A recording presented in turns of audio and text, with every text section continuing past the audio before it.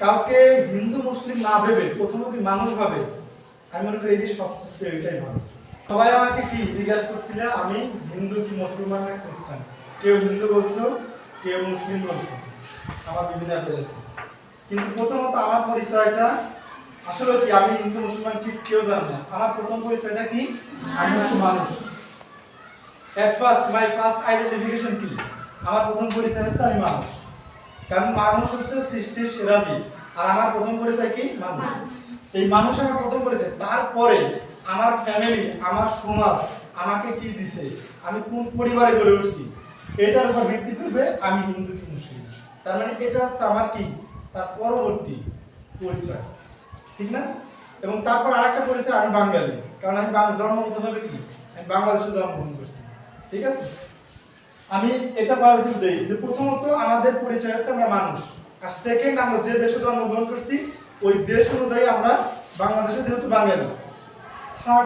Third মানে তৃতীয়তে যেটা আসবে আমার কোন ধর্ম অবলম্বন করি, আমার পরিবার সমাজ হিন্দু মুসলিম কাজ, বোঝা গেছে?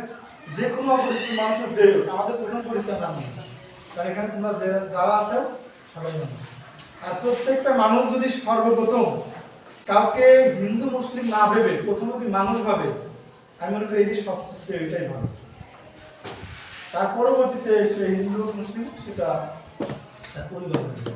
আমাদের পৃথিবীতে এখন বর্তমান যে সমস্যাটা বেশি দেখা দেয়, আমরা মানুষ পরিচয় দেওয়া বাদ দিয়ে প্রথমে কি পরিচয় দেই যে হিন্দু কি মুসলিম না খ্রিস্টান না মুসলিম। যখন এটা দিতে নেই সবার ভিতরে একটা কেমন যেন একটু বৈরিতা বা দূরত্ব তৈরি হয়ে যায়। কিন্তু আমাদের প্রথম পরিচয় যদি মানুষ হিসাবে দেওয়া হতো তাহলে আমাদের হিন্দু মুসলমান এটা আসতো না, এবং আমাদের বিভিন্ন মানুষের সাথে দূরত্ব সৃষ্টি হতো। পৃথিবীতে আমি মনে করি সবচেয়ে যেটা প্রথমে প্রায়োরিটি দেওয়া দরকার, প্রথমত সে মানুষ, এটা প্রায়োরিটি দেওয়া দরকার, তারপরে অন্য কিছু। তাহলে দেখবা পৃথিবী সমাজ সবই শান্তি শৃঙ্খলা এবং ভালো থাকবে। কারণ আমরা দিন শেষে সবাই মানুষ, দিন শেষে আমরা কি সবাই কিন্তু মানুষ। তাহলে দেখো, তাহলে আমার প্রথম পরিচয় কি?